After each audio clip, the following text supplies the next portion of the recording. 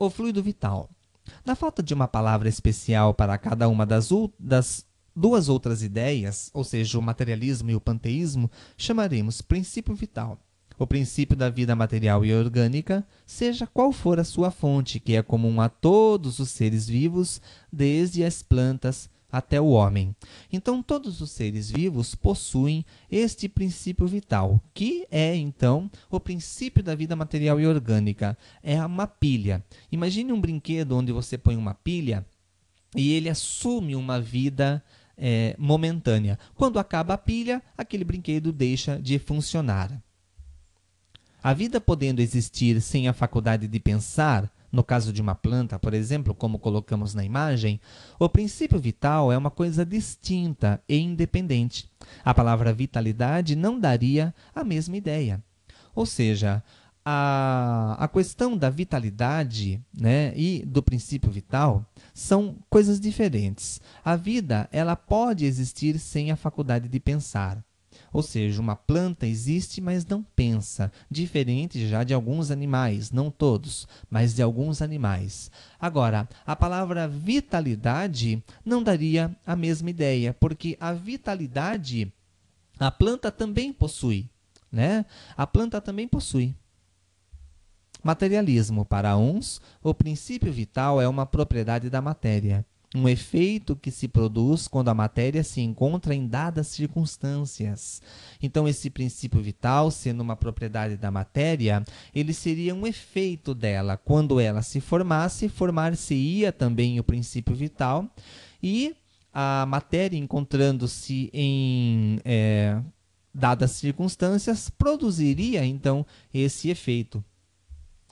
O panteísmo e o espiritualismo, segundo outros, e essa é uma ideia mais comum, este fluido se encontra, né, em um fluido especial, universalmente espalhado, do qual cada ser absorve e assimila uma parte durante a vida. Então, esse seria o fluido vital, ou seja, o oceano no qual cada um de nós retira uma pequena porção. Então, o princípio vital também tem um ciclo de existência com início e fim. Ele vem para nós no início da nossa vida física e ele vai se extinguindo e tem um fim, não é? Até o que acontece, só que ele não vai, nesse fim, deixar de existir. Ele retorna para esta fonte comum e vai servir de elemento para outros seres. Já o espírito, na questão de número 23, como já o citamos, Kardec pergunta o que é o espírito, o princípio inteligente do universo. Então somos nós, seres inteligentes, dotados da faculdade de pensar, das sensações, da força de vontade. Somos nós, espíritos, que estamos momentaneamente vivendo uma experiência física. Essa experiência física ela é passageira. Chegará um momento em que deveremos deixar esse corpo material e retornarmos para a nossa vida verdadeira, que é a vida espiritual, a vida do desencarnado. Na questão de número 83 de O Livro dos Espíritos, Kardec pergunta: os espíritos terão fim? Compreende-se de que o princípio de que eles emanam seja eterno, mas o que perguntamos é se a sua individualidade terá um termo, e se num dado tempo mais ou menos longo, o elemento de que são formados não se desagregará e não retornará à massa de que saíram, como acontece com os corpos materiais. É difícil compreender que uma coisa que não teve começo não tenha fim. Então Kardec pergunta, será possível que os espíritos não terão fim? Eles viverão indefinidamente por toda a eternidade, por assim dizer? É difícil entender que uma coisa que teve início não terá fim. Daí os espíritos respondem: há muitas coisas que não compreendeis, porque a vossa inteligência é limitada. Mas isso não é razão para as repelirdes. O filho não compreende tudo o que o pai compreende, nem o ignorante tudo o que o sábio compreende. Nós te dizemos que a existência dos espíritos não tem fim. É tudo quanto podemos dizer, por enquanto. O que morre, então, em nós e o que não morre? Como vimos, corpo físico morre, está sujeito ao tempo.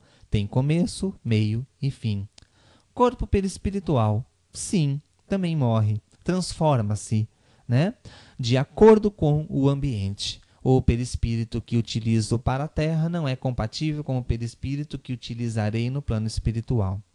Princípio vital, sim, sujeito ao organismo.